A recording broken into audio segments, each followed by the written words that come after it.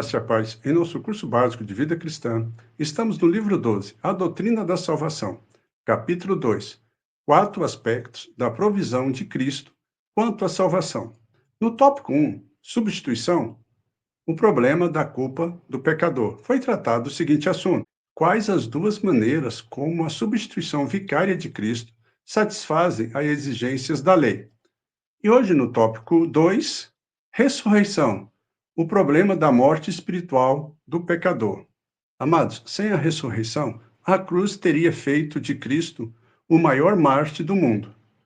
Mas a cruz, com a ressurreição, fez dele o único Salvador do mundo. Amém? Então, a morte vicária de Cristo removeu todos os obstáculos legais para o recebimento da vida espiritual. Mas somente o poder da ressurreição poderia levar os homens para alcançar esta nova vida. 1 Pedro, capítulo 1, verso 3.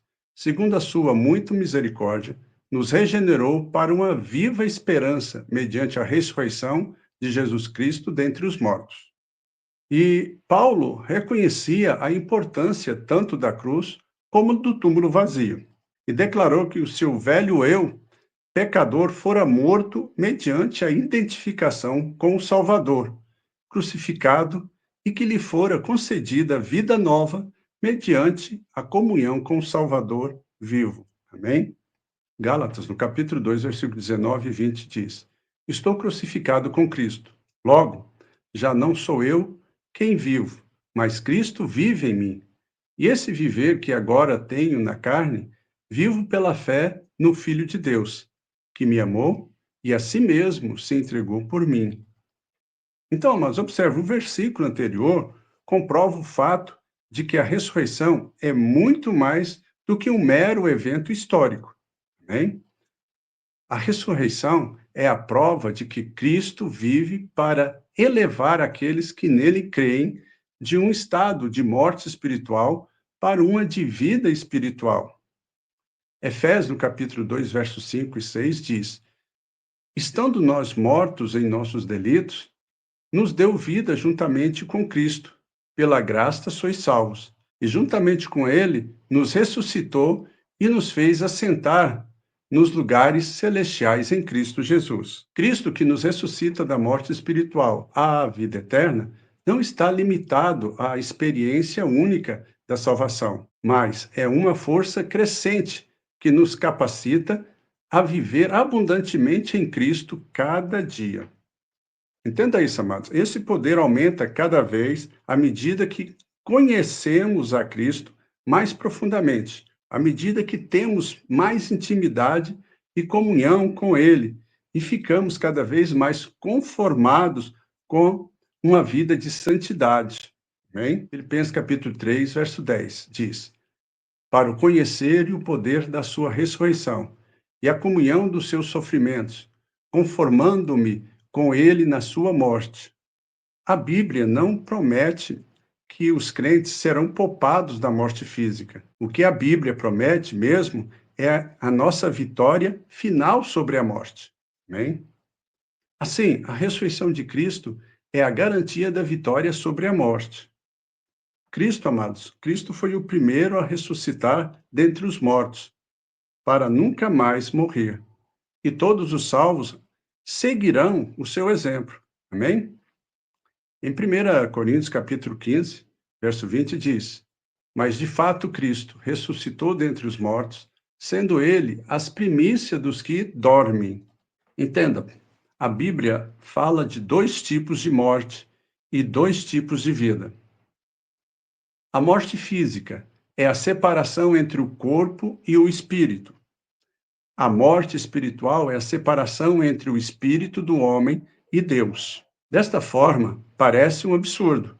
Um homem que está fisicamente vivo, embora esteja espiritualmente morto em seus delitos e pecados, como diz lá em Efésios capítulo 2, verso 1. Da mesma maneira, uma pessoa pode estar viva tanto física quanto espiritualmente. Então, trata-se da vida do crente que desfruta da comunhão com Deus. Efésios capítulo 2, verso 5. Amém?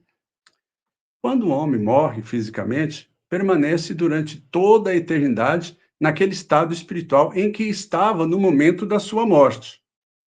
Vamos entender isso.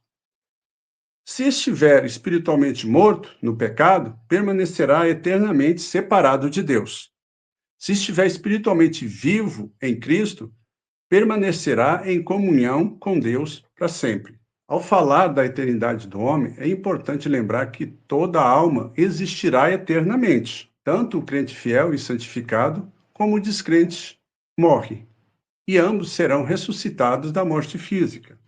Somente os crentes, no entanto, desfrutarão da vida eterna, no sentido espiritual de estar em comunhão com Deus. Amém? Esta é a ressurreição para a vida. E para nós terminarmos nossa aula de hoje, o descrente será ressuscitado também, mas somente para enfrentar o julgamento e a morte eterna, ou a separação de Deus. Esta é a ressurreição para a condenação eterna. Amém? Então, na próxima aula, tópico 3, reconciliação, o problema da alienação do pecador. Vamos tratar o seguinte assunto: o que representa a fala de Cristo na cruz do Calvário? Está consumado. Amados, observe, agora nós estamos estudando cada parte da obra feita por Cristo Jesus, para nos resgatar, para nos redimir. Então, são 4 aspectos da provisão de Cristo quanto à salvação, né? Já falamos 2, faltam 2. E que nós possamos estar usando esse material para evangelizar, para pregar para os nossos amigos, conhecidos, parentes, pois é uma maneira deles terem o mesmo privilégio que você teve, de ouvir a palavra e de poder fazer uma escolha. Que você faça isso. Cumpra o desígnio, a comissão que Jesus deixou para todos nós. Amém? Se você gostou, deixe aí o seu like. Se você tiver alguma dúvida, vai nos comentários, deixa a sua pergunta. Não esquece de comentar a respeito da aula, o que você acha que pode melhorar. Amém? Que Deus abençoe a todos e até a próxima aula.